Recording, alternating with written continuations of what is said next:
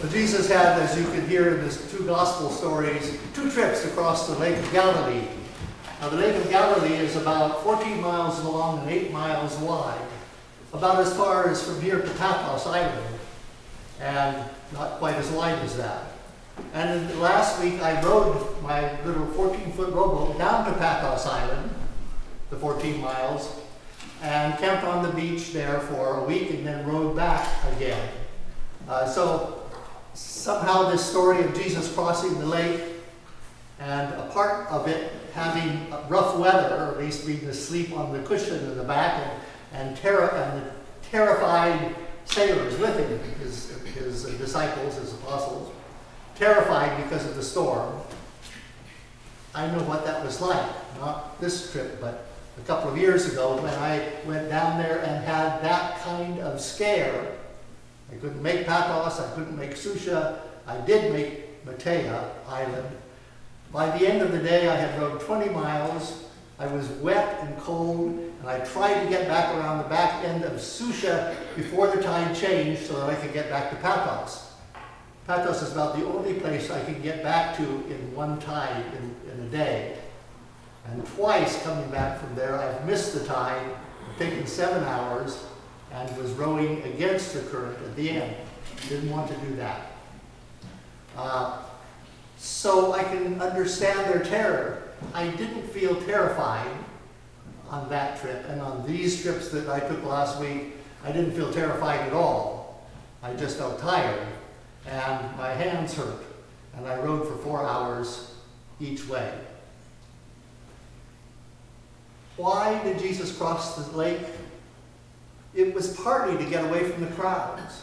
It was partly to go away with his disciples, someplace quiet, so that he could teach them and talk to them and be with them and recuperate and have some rest himself. Part of it was when he got there, he couldn't help but heal this part of the midnight gospel, I call it, the part that was left out in the text. The part where the demoniac comes out from the graves. He's broken his chains and he scares everybody and he screeches and yells and he says, "Why have you come to us, Jesus of Nazareth?" His inner soul being tormented by the spirits, the evil spirits that he is said to have had. He was a crazy man doing crazy things. And Jesus told the spirits to come out of him, to be calm, to be quiet, to come out, and they did, and he was healed, just like that. He wanted to follow Jesus, wanted to be with him and come back to the other side with him. And Jesus says, "No, you stay among your own people and tell them what God has done for you. Tell them how you've been healed, how that power of God has worked in you." And pretty soon everybody knows the story and everybody wants to know about Jesus as well. So he goes back to the other side. There's a little part in there that's not so important. He goes back to the other side. And the crowd is waiting for him there. They know all about him. He's the wonder worker. He's the mystery man, the one who does miracles. And they all want to be healed.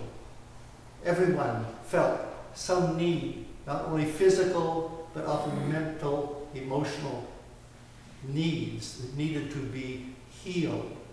And so they follow him. They're pressing around on him on all sides.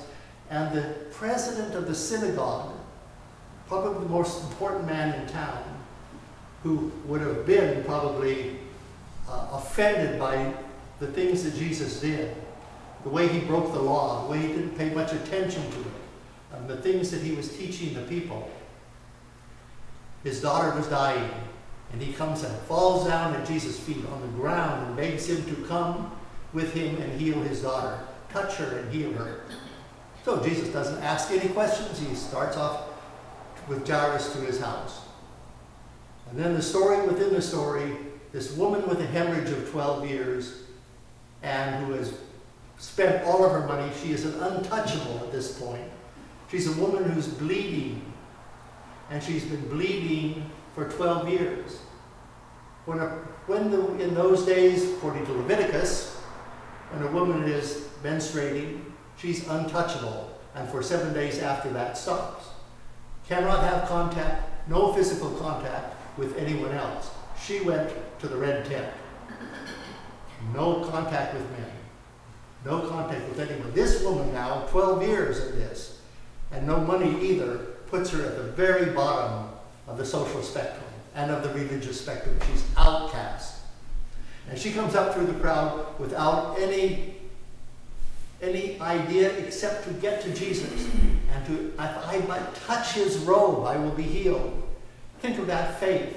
And she does. She gets up and she touches his robe, and Jesus feels the power going out of him, the gospel says. The power going out. Do you have that kind of feeling yourself ever with your body? Are you aware of things going on in your body? Are you aware at first sip of coffee in the morning how you start waking up a little bit? How you feel better? Or the first glass of wine in the evening, how you relax, that seems to make you... Do you feel that in your body? If you don't, start paying attention, because things go on in your body that will tell you a whole lot about what's going on outside of you as well. And what's outside of you will affect your body in the same way. She touches his robe, and he feels the power going out, and she is immediately healed. It reminds me of when I had malaria.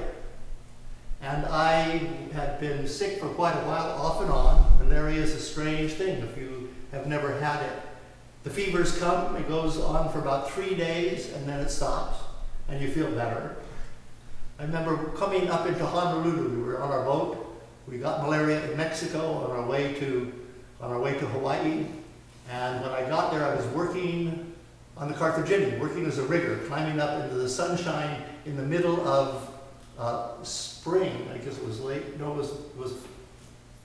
Anyway, it lasted for a long time because it wasn't cured until after Thanksgiving. So I worked, and I thought I was having sunstroke because I felt really hot. I was feverish. We sailed on up then to Kauai, and in November we were in Honolulu, and the bishop's wife came down to see us at the boat, and she says, "You look blue." And I thought, I feel blue, but we had blue bottom paint on the boat, so I was blue, physically blue. But I felt blue, I felt hot. The fevers were coming back again. And then they went away, and we sailed up to Kauai.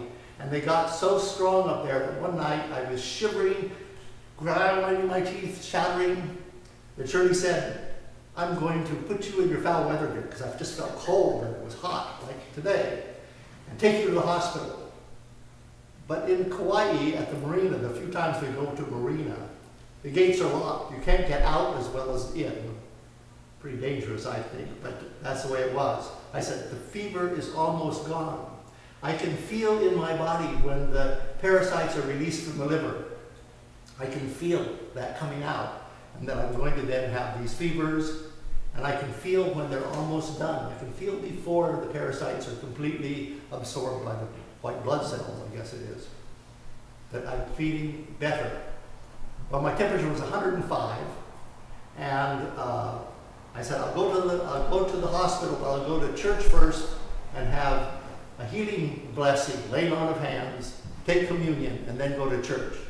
And when the priest put his hand on my head, I felt how hot it was, he reached in his casket and brought out his keys and gave them to Shirley and says, "Now take him to the hospital."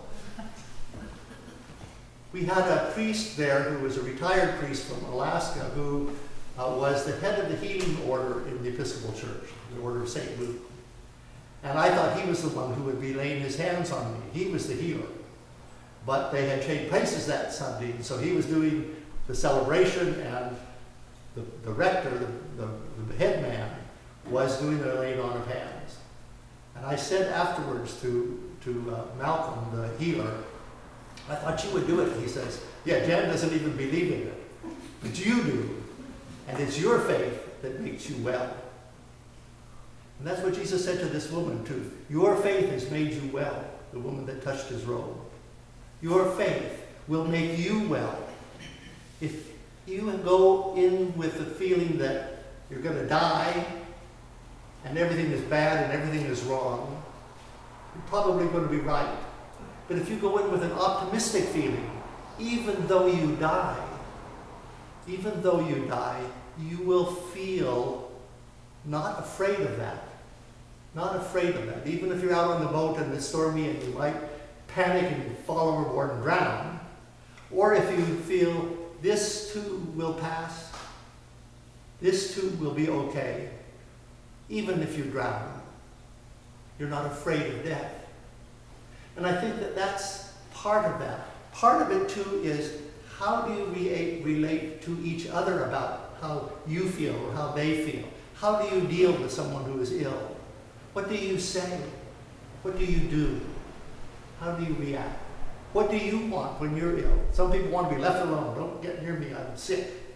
Others want to be held, want to be touched, want to be cured somehow. Medicines, maybe. Advice, perhaps not. But kind words, by looking them in the eye and recognizing that they are persons that are in pain. And Jesus looks at this woman, a woman who has been in pain and now is healed. And he's not worried that she touched him when she was contaminated by the church, by the Old Testament rules. She did not worry about her class, her social class. She was destitute. And he calls her daughter. Daughter, your faith has made you well. Then they go on to Jairus' house, and the people come from the house and say that she's dead already. The daughter is dead. 12-year-old girl, dead. And he says, no, don't worry about it. Just have faith, he tells Jairus. And they go, and you know the story. They come into the house, and there's the mourners, and he says, why are you mourning? She's not dead, she's asleep. And they laugh at him. They deride him. He sends them out. I'd like to see how Mark would have written that if he did a little more descriptive. How did he get them out of the house?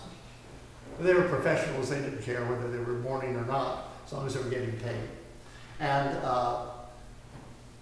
he goes in with the parents and with his disciples, takes the little girl by the hand, another prohibition, don't touch a dead person.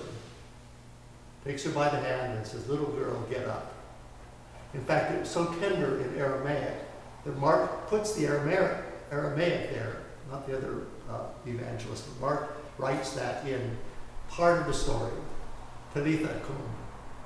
And she gets up and walks around, and he says, don't make a big deal, but give her something to eat. And that's the end of the story.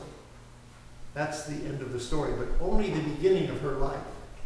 And there's so much in this story. There's so much. The 12-year-old, the numbers, the 12 of her age, the 12 years of the hemorrhaging, the 12 maybe symbolizing the 12 tribes of Israel, or in other words, everybody else. It's the story of all of us. It's the story of all of our pain and suffering. It's the story of all of our disagreements and anger, all of our frustrations with what's going on in the world and how the world seems to be going to hell in a handbasket. It's a theological thing. And what can we do about it? We feel so helpless. But Jesus is saying, fear not. Only have faith. Only have trust. Only believe that God is really in charge here. That God is in charge. And that our relationship with God is the most important thing. Because when we're in relationship with God or with our own soul, then we can be in relationship with other people. With our enemies, we can love them. With our friends, we can care for them. With our families, we can rejoice with them. And with the whole of creation, we can praise God. Amen. What about the malaria? Well, the malaria went away. Oh, it went away right away. As soon as that went to the hospital, they did all of the tests. The physician came and said, the ER physician came and said, you have malaria.